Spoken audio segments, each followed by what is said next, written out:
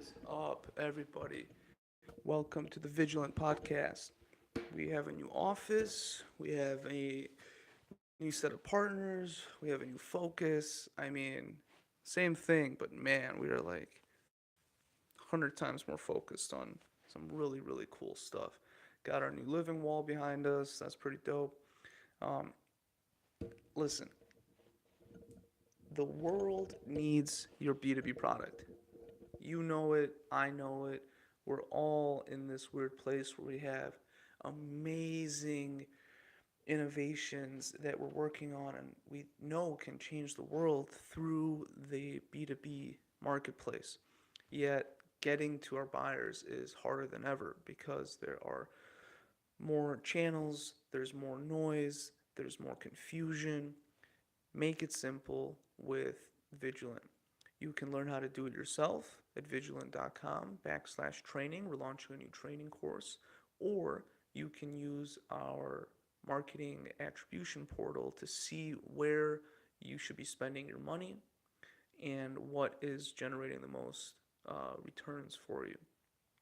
It's very simple. Go to vidulant.com/portal and you can sign up for that RSVP for that. We're beta testing next quarter, launching at the end of next quarter. So it's going to get interesting. Really, really interesting. There's this issue right now that most B2B firms have around making content.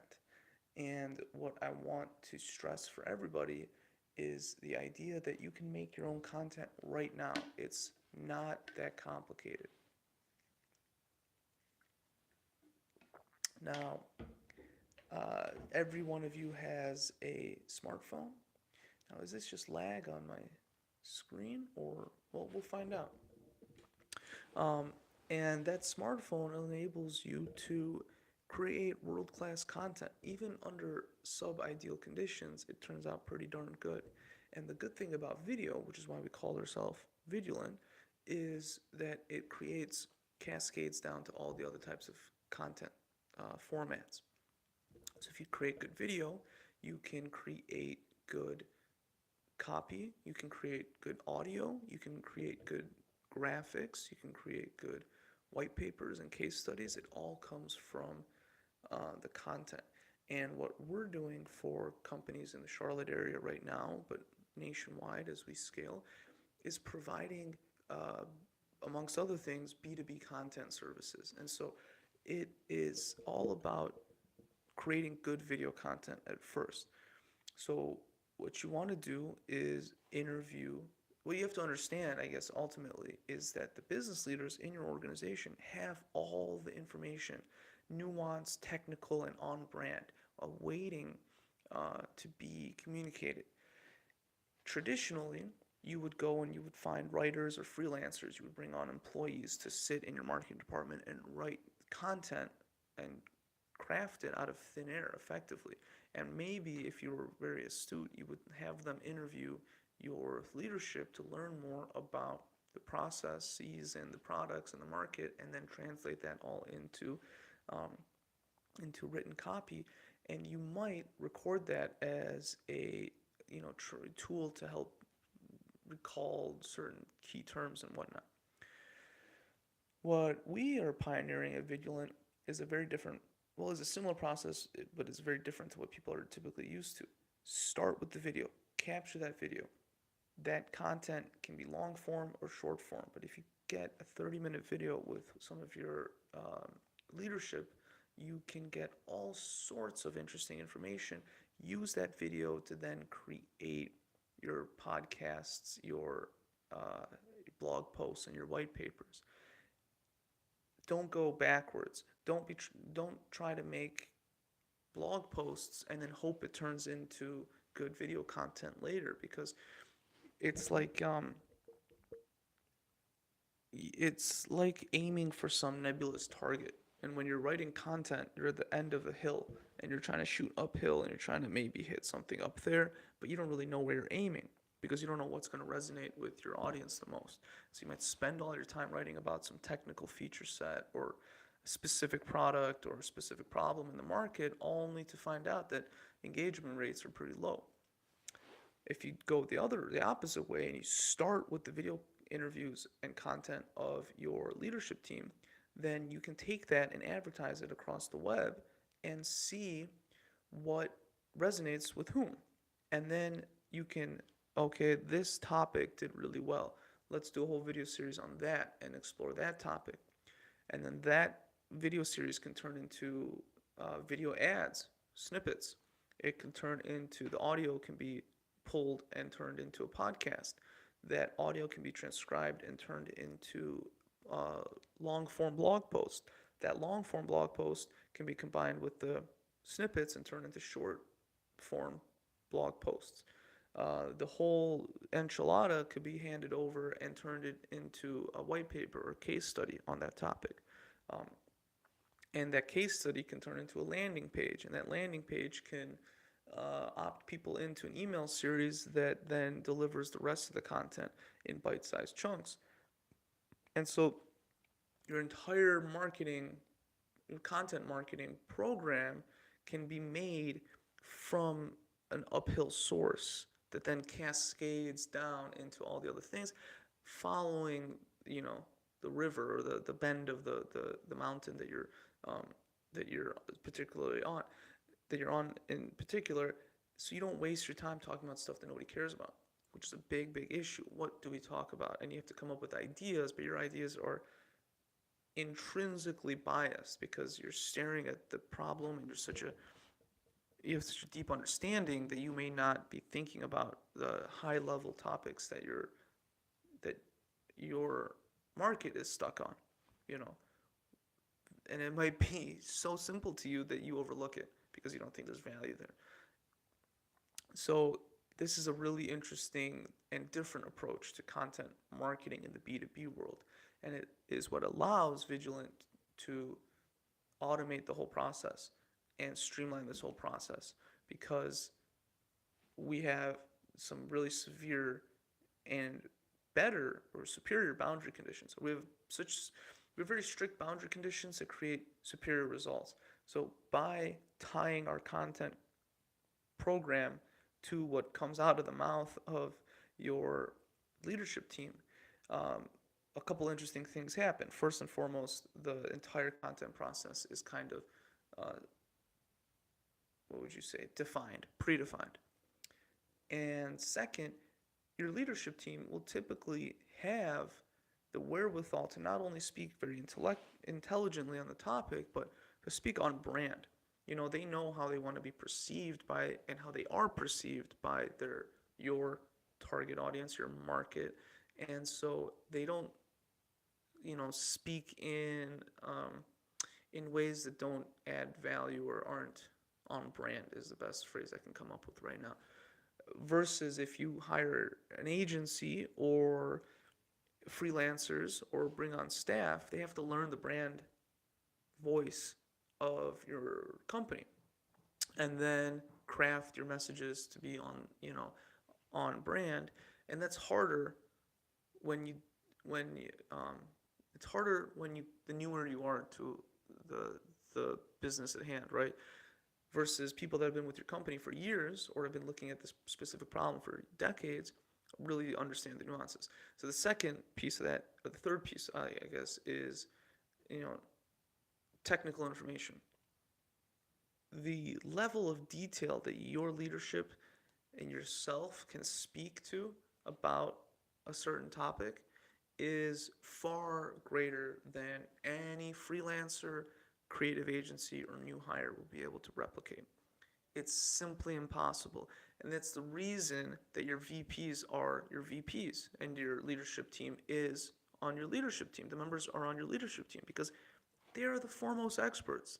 They're the best people you could hire to get this product to market and develop it and whatnot.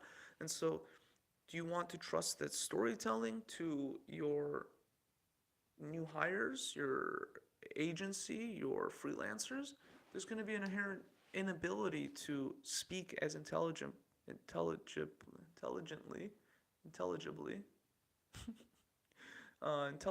about your various products, solutions, services, the problems of your market. So who do you want to trust with that story, right? The gold mines are your leadership team and maybe even some of your best customers and vendors. You want to mine that gold and deliver it to the market. You don't want to set people up in a lab for an impossible task of creating gold out of nothing. I mean, it's really, really hard, even for senior staff.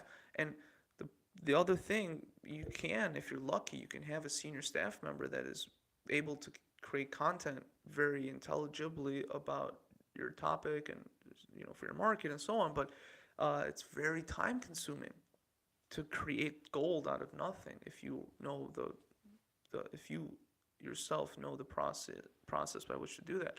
And what I mean is, like, they got to know the nuance between the various products and the feature sets and how to communicate them in the language that your market understands. I mean, that takes time to really understand. That could take a year easily. And while they're doing that, there's a lot of other tasks that need to be created. And so what often happens is that you have a set of good content that's produced slowly with no data to validate which topics to focus on, and in a very low iterative fashion. And then you have a bunch of really crummy content that's shared online, on a daily basis, in your ads, in your social media posts, in your landing pages, your emails, your websites, because all the effort is made to create this, focused on to create a little bit of gold. But what we're doing is completely turning that around, and we're just cranking out the gold, mining the gold constantly from your leadership team, and then sending that to be used to various members on your marketing team. And then once they have the high quality raw inputs, they can do all sorts of stuff. Now they have content for endless social media campaigns. They have content for your blog, for your website, for your marketing collateral, and then that person who was able to write like a really good report, case study, book, what have you, is able to focus on the single most valuable piece of content that they can create.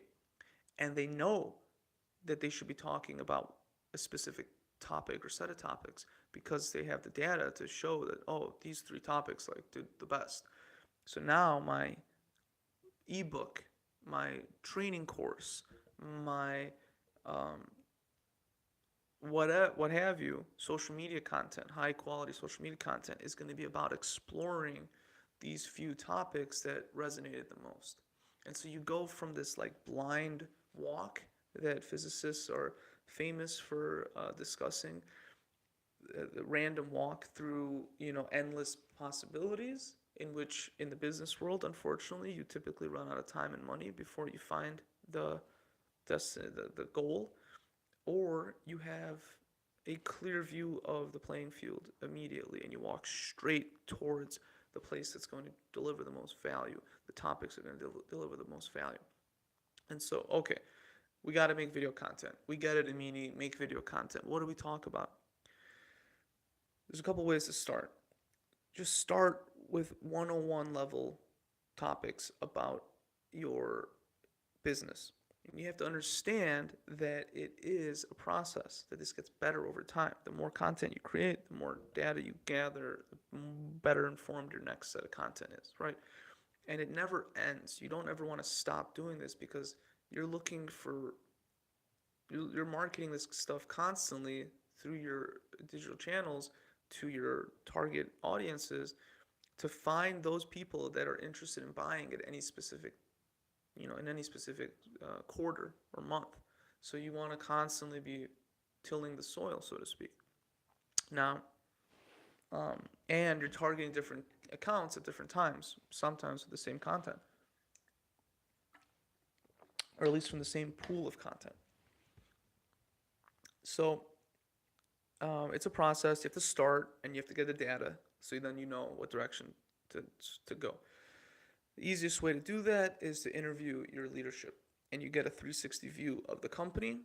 You advertise that stuff, and then you find the directions that are good, these three directions, and you go down those three paths, and you repeat the process. There's no way to know for certain without doing that. You just can't replace this process with anything else because you can't guess. You have to test, validate, measure, and repeat. So, interview your leadership. Another more advanced process is to create a podcast with someone from your team, just talking about different topics. And maybe the most advanced is to create a podcast with a host that interviews experts in your industry. That comes down to scheduling and logistics, right? Once a week is adequate. Once a month is minimum, right? And with 30 minutes of content, that could turn into a tremendous volume of secondary and tertiary content. Excuse me. Um, okay, and you might be saying, well, fine, we want to do it, but what do we use to record it? Well, you don't have to show anybody yet, but you can get the processes and practice the processes. You all have smartphones. All you really need is a microphone, a stand, adequate lighting, and an adapter for a microphone to your specific smartphone. Each smartphone has a different requirement for audio adapters for microphones. And so that's like the most complicated part. And then you record the video and you send it to an editor. That's it. Now you can upgrade that process. The reason you can use a phone, so if you have someone recording, they can turn the phone over and you can use the back-facing camera and you can record with, so someone could frame the shot properly. And with good lighting, that's really all you need, to be honest with you. Your videographer will argue that you need more, and that might be true, but you can upgrade that process as you go. So the next step would be having a dedicated camera with 4K video capability, which is almost any digital camera these days, and a boom mic. And then if you want to upgrade beyond that, you would have 2 cameras for different angles, a lav mic for backup, and a boom mic out of the shot for audio. And that's pretty much it. And you can add a little bit more to that if you wanted to, with some sliding, panning shots or what have you. But if you record in a 4K content, 4K on a 4K camera, you can crop in and out and jump cut the whole video so that it remains engaging. This process I use is the simplest because I'm experimenting and I am paying for all sorts of experiments, and this is the last experiment I want to pay for. So we'll get there eventually, but you don't need to go all out yet. The interesting thing about B2B marketing is that it's far behind B2C marketing. It's like 10 years behind. And so why would I invest in fancy editing when I simply don't need to? Because there's no other B2B agency that's doing what we're doing right now, let alone ABM automation program. So I'm not going to raise the stakes right away. I mean, with time, it'll get there. And the viewership now is low, and as it grows, we'll invest more and so on and so forth. But, we're like under a year old, and we're rebranding. I got new partners. It's like, I'm trying to simplify my life and save as much money as possible right now because we're in the same boat that everybody else that our customers are in. You have an amazing idea and you can't wait to get it out to your customers, but how do you do that, right? So video is one of those, the best ways to do that. And so yeah, let's see. That's pretty much how you launch a modern B2B content marketing program with limited resources. Next you want to take that video content and distribute it. So you can take the audio and distribute it as a podcast on iTunes and Android, Google Play Store. You can take the video and post it to your LinkedIn page, YouTube, and then share it on your LinkedIn page and boost that. You can put it on your blog and share that on your LinkedIn page and boost that. You can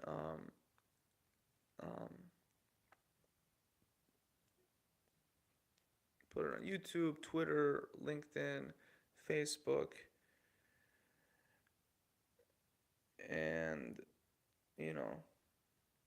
let's just leave it at that for now.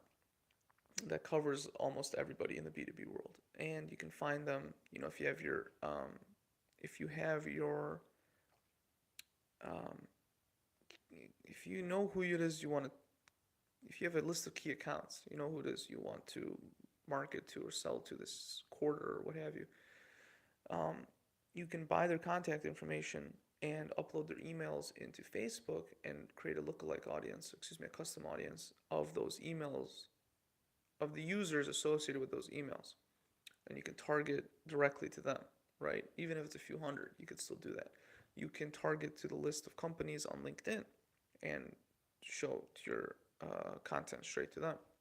You can put your blog, your post, video and audio and transcript and everything on your blog page as a post, and you can run Google ads to that as well. You can publish your blog post on Twitter and boost that as well. You could go live to Twitter, live to Facebook, live to LinkedIn is coming soon, and you can advertise your video on YouTube for keywords, and do that as well. The question ultimately is going to be which channel gets you the best for bang for your buck, right? And how do you measure that bang for your buck? And this will be the content of a whole nother video, but we want to measure cost per lead. So how much did it cost to get, and ideally you want to measure your cost per sales lead. How much did it cost to get a sales interaction? But that's more advanced. An easier and quicker measure to start tracking is your cost per marketing lead.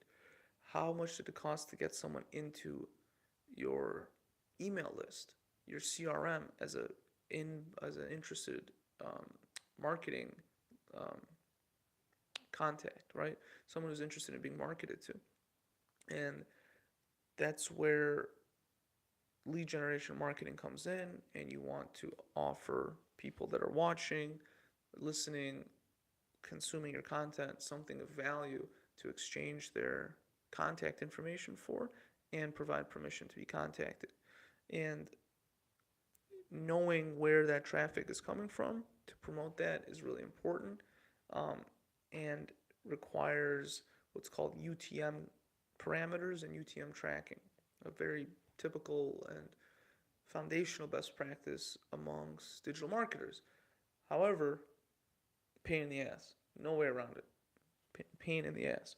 And so we're going to be simplifying that with our marketing attribution portal. And so, yeah, basically you need to know what channel is providing the best cost per lead and then focus on that channel. Own that channel. You don't need to be everywhere. You need to be in one place profitably. That's the goal. Once you exhaust that and your CPL plateaus, you can't get it lower without spending a ton of effort and time, then you can think about going to another channel. However, you can also think about launching something new on that platform and start marketing a new product, start exploring a new customer base on that through that channel. Once you have a foothold, it's easier if that's something you want to think about. Versus, because you would be ultimately adding a new revenue stream versus creating it from scratch all over again in another, investing in a new, you know what I mean. It always costs more to create a new distribution channel than to expand an existing one. It's the same for acquisition channels on the marketing side. It always costs more to create a new acquisition channel than optimizing an existing one. And you're going to have the same budget every year, so you got to be careful, And I don't have a good metric for you there, and it's just too different for everybody for me to speak intelligently about it. But don't spread yourself too thin, because it's always going to take time. It's an investment. It's not simple. You are gathering real people around a digital campfire. I mean, it's really hard to get people to come to the same place and watch your content regularly. It takes time. Now, the key is to advertise all your content so that you know instantly if it was a good hit or not. You don't want to wait for something to build up over years when you could do it over months in an expedited fashion and realize quicker or